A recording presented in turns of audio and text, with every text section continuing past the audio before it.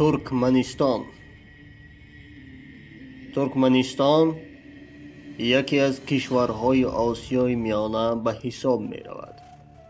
این کشور در گذشته به هیئت اتحاد شوروی شامل بود.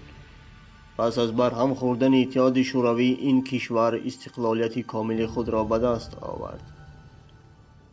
این کشور از جهت ذخایر زیرزمینی نهایت بای است. 12% ذخیره گاز جهانی در این کشور است. پایتخت این کشور شهر اشخاباد است.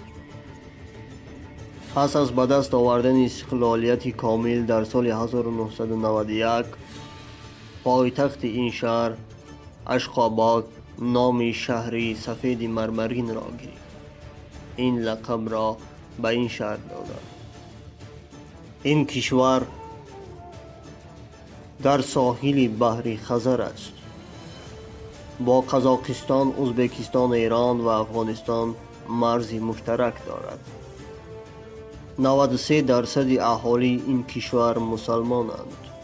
زمستانش نهایت سرد و تابستانش نهایت گرم است.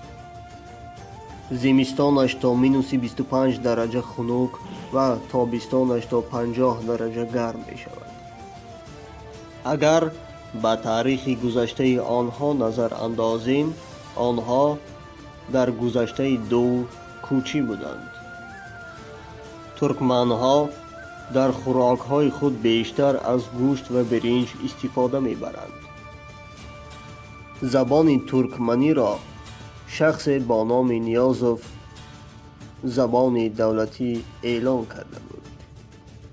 پس از برهم خوردن اتحاد شوروی و به دست آوردن استقلالیت، نخستین پرزیدنت در این کشور همان نیازوف بود. وی تا سال 2006 کشور را اداره کرد.